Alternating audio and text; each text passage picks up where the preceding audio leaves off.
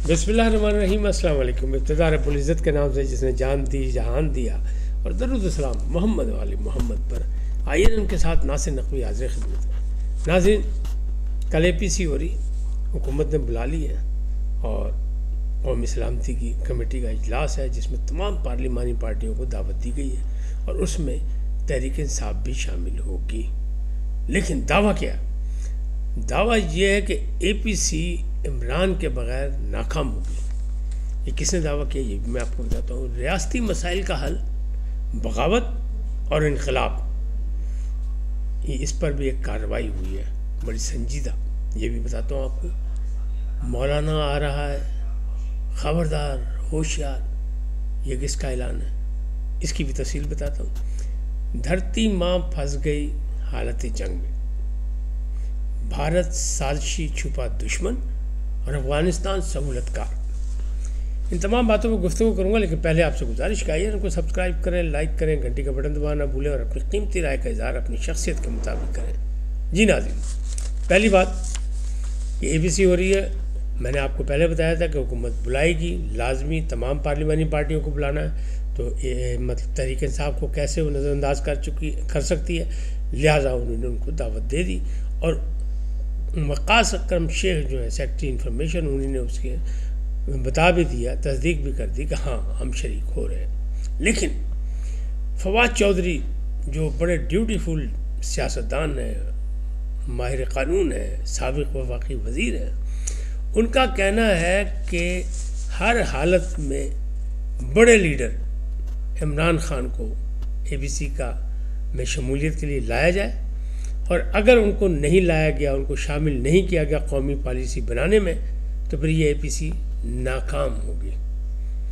अच्छा, यही बात नहीं है, इसके अलावा दूसरी तरफ वो कह रहे हैं, कौन? गंडापुर साहब, KPK के वज़ीर आला, वो ये कह रहे हैं हुकूमत जो है ना, ये जितने में हालात ख़राब हुए उसमें हुकूमत शामिल है, वफाकी हुकूमत और अदारों की नाअहली शामिल है। और फिर उनका यही मतलब दिल हल्का नहीं हुआ ये कह के, बल्कि उन्होंने ये कह दिया कि अफ़गानिस्तान के जो लोग हैं जिनको ये निकालने की डेडलाइन दे दी गई है 31 मार्च की, मैंने जाने नहीं दूंगा, बल्कि इस बारे में मैं ख़ुद बातचीत करूंगा और मैं पॉलिसी का ऐलान ईद के बाद करूंगा। दिन रहेंगे सारे 15। अब ऐसे में क्या इस्टेब्लिशमेंट से और PTI के आपस में कोई ताल्लुकात अच्छे हो सकेंगे, जबकि मामलात खासे गड़बड़ है। और मामला जब गड़बड़ है तो उसमें कोई अच्छाई का रास्ता नहीं निकल रहा, बल्कि हो ये रहा है कि रियासती मसाइल का हल बगावत और इनकलाब का नारा लगाया जा रहा है। सोशल मीडिया पे बाकायदा जैसे जाफर एक्सप्रेस पे खेला गया और लोगों ने डॉलर इकट्ठे किए और भारतीय राग लापे गए, बिल्कुल वही पॉलिसी, कौमी पॉलिसी से हट के। तो अब FIA साइबर क्राइम ने जो है अपनी कार्रवाई शुरू कर दी। हैदर सईद नामी एक नौजवान को गिरफ्तार कर लिया और बनी गाला से किया। लेकिन वक़ास अकरम शेख कहते हैं कि ये PTI का सरकारी बंदा नहीं है, लेकिन नौजवान की गिरफ्तारी जुल्म है, ऐसा नहीं होना चाहिए। और उसको पकड़ा क्यों गया? कि उसको रियासत के ख़िलाफ़ में यानी उकसाने पर पकड़ा गया, क्योंकि उसे ट्वीट जो की उसमें ये कहा है कि 7 लाख में से चंद हज़ार अगर बगावत कर दें तो मामला हल हो जाएगा। क्योंकि रियासती मसाइल का हल सिर्फ इनकलाब और बगावत में। एक तरफ दहशत गर्दी के हमले हो रहे हैं पूरे पाकिस्तान में, KPK में भी हो रहे हैं और वहाँ भी हो रहे हैं, लाहौर से भी बमबाज पकड़े गए, सब कुछ हो रहा है, यानी पूरी सिक्योरिटी जो है अलर्ट है। जवान शहीद हो रहे हैं, मामला हाथ से निकलते जा रहे हैं कि ये मामला क्या है कि अचानक ये क्यों जोर पकड़ गया, इसके पीछे कौन है। तो जब इसकी तलाशी ली गई तो पता ये लगा कि वही अज़ली दुश्मन, छुपा दुश्मन है जो भारत है, क्योंकि भारतीय मीडिया का जो बयानात थे वही सोशल मीडिया पे कॉपी हो रहे थे, और वही वो लोग जो पाकिस्तान से बाहर बैठे हैं, ओवरसीज़ पाकिस्तानी जो कहलाते हैं, जिनको बड़ा दर्द है, जिनको पाकिस्तान का कोई हालत नहीं पता, खुद यहाँ से भाग गया, लेकिन उनको दर्द बड़ा है, उन्होंने भी उसको बाकायदा उछाला। तो बात साबित हो गई कि मामला जो है ताने बाने मिलते लगते हैं। और दूसरी तरफ हुकूमती इदारे कह चुके हैं कि इसका जो बुनियाद है या इसका मरकज़ है वो افغانستان کی سرزمین ہے.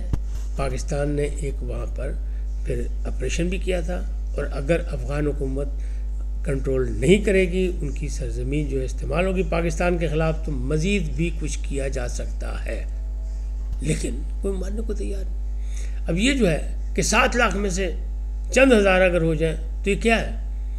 ڈائریکٹ فوج کو کہا جا رہا ہے نا، فوجوں کو کہا جا رہا ہے. اور شاید آپ کو یاد ہو، عمران خان صاحب نے بھی ایک دفعہ کہا تھا، مطلب پی ٹی آئی کے پلیٹ فارم سے بھی کہا گیا تھا کہ جناب سارے جوان اور اکثریت جو ہے فوج کی وہ ہمارے ساتھ ہے، لہذا وہ اپنے سینئرز کا حکم ماننے سے انکار کر دیں. لیکن ہمارے حافظے صحیح نہیں ہیں، اس لیے ہم بھول جاتے ہیں ساری باتیں. اب یہ بات ہوئی ہے اور یہ نوجوان پکڑا گیا ہے، ایک اور اس کے ساتھ بھی پکڑا گیا ہے، 2 بندے پکڑے گئے ہیں جو اسلام آباد سے. لیکن ان کی وکالت ہو رہی ہے، ان کی صفائی کی جا رہی ہے کہ منڈے نے، نوجوان نے اگر کچھ کر دیا تو کیا ہو گیا. یہ نہیں دیکھ رہے کہ دھرتی ماں جو ہے حالت جنگ میں ہے. اس وقت جو معاملات ہیں وہ بڑے خطرناک حد تک، جعفر ایکسپریس کا واقعہ کوئی چھوٹا واقعہ نہیں ہے. تو پھر یہ معاملات کیسے چلیں گے، کیا ہوگا؟ تو یہ ساری چیزیں جو ہیں وہ اسی طرح سامنے آ رہی ہیں اور آہستہ آہستہ کھلتی جا رہی ہیں. لیکن کسی کو کوئی فکر نہیں ہے. فکر صرف حکومت کو اور قومی اداروں کو ہے، کیونکہ انہوں نے قسم کھائی ہوئی ہے دھرتی ماں کی حفاظت کرنے کے لیے. اس وقت پاکستان جو ہے، پاکستان کے عوام جو ہے وہ یقیناً وہ بلاول بھٹو کی طرح ہی نیشنل ایکشن پلان 2 چاہتے ہیں. کیونکہ جب تک امن نہیں ہوگا خوشحالی اور ترقی کیسے ہوگی؟ سرمایہ کاری ملکی ہو یا غیر ملکی، وہ کہاں سے آئے گی؟ تجارت کیسے بڑھے گی؟ اور پھر خوشحالی کے راستے کیسے نکلیں گے؟ امن کے بغیر نہیں ہو سکتے. تو فوج اور فورسز اور عسکری قیادت اور سیاسی قیادت کل جہاں قومی سلامتی کے پارلیمانی کمیٹی کے اجلاس میں بیٹھے گی ان کیمرہ، وہاں ہی ساری چیزوں کی بریفنگ دی جائے گی کہ اب تک کتنے حملے ہوئے. آپ یہ دیکھیں نا کہ صرف مدرسہ حقانیہ پہ حملہ نہیں ہوا کہ اس کے سربراہ کو مار دیا گیا، پھر وہ مفتی منیر شاکر ان کو مار دیا گیا، اب مفتی الباقی نورزئی ان کو بلوچستان میں مار دیا گیا. کیا ہے یہ مقصد صرف یہ ہے کہ انتشار پیدا کیا جائے پاکستان میں، اور کہیں مذہبی لڑائی شروع کر دی جائے، کہیں علاقائی لڑائی شروع کر دی جائے، کہیں زبان اور رنگ و نسل پہ شروع کر دیا جائے، اور یہاں کا استحکام جو ہے اس کو برباد کر دیا جائے. لیکن ایسا نہیں ہوگا، یہ غلط فہمی ہے. پہلے بھی ہاتھوں میں ہاتھ اور آنکھوں میں آنکھیں ڈال کے مقابلہ کیا تھا فورسز نے اور عوام نے. 80,000 قربانیاں ہیں، 80,000 شہداء ہیں، کوئی 1 2 10 20 100 نہیں ہے. تو یہ ساری چیزیں ایسی ہوں گی. اب اگر یہ کہا جائے گا کہ ریاستی حل جو ہے مسائل کا حل بغاوت اور انقلاب ہے، تو پھر وہ 9 مئی سے کسی نے سبق کوئی نہیں سیکھا نا. اس کا مطلب یہ ہے، اور وجہ یہی ہے کہ 9 مئی والوں کو فوری طور پر جو ہے وہ باقاعدہ ان کو سزا نہیں دی گئی. ان کے جرم کی سزا دی جاتی تو میرا خیال شدید کام کم ہو جاتا، بلکہ عام لوگوں کا خیال یہی ہے. لہٰذا نہیں کیا گیا، لہٰذا یہ کام بڑھ رہا ہے. 9 مئی ناکام ہوا تو بغاوت کہلائی. اگر وہ کامیاب ہو تو انقلاب ہو جاتا. اعلان تو انہوں نے کر دیا تھا کہ انقلاب آ گیا، انقلاب ہو گیا، لوگ آ گئے، لوگوں نے قبضہ کر لیا، سارے معاملات ٹھیک ہو گئے. پیغام تو یہی دیا جا رہا تھا نا. لیکن اس کا رزلٹ کیا نکلا؟ اس کا رزلٹ انتشار ہی نکلا. اس کا رزلٹ ایک سیاسی پارٹی جو اس وقت بھی بڑی پارٹی ہے قومی اسمبلی میں، اس کی مطلب بے توقیری ہو گئی. اگر وہ کام نہ ہوتا تو معاملات کچھ اور ہوتے اور انہیں قومی ادارے میں رہ کے کام کرنا چاہیے. لیکن ابھی تک کوئی معاملات سدھرتے لگ نہیں رہے. اب اعلان یہ ہے تحریک انصاف کی طرف سے کہ مولانا آ رہا ہے، ہوشیار، خبردار. یعنی ہو گیا کیوں کہ عمران خان صاحب نے تمام شرائط ان کی مان لی، غیر مشروط ان کو بلا لیا کہ آجو بھی اپوزیشن الائنس میں جو آپ کہتے ہیں ہم مان لیتے ہیں. لیکن جناب مولانا کے قریبی ذرائع یہ کہہ رہے ہیں کہ انہوں نے بھی گارنٹی مانگ لی کہ اس پہ عمل درآمد کیسے ہوگا.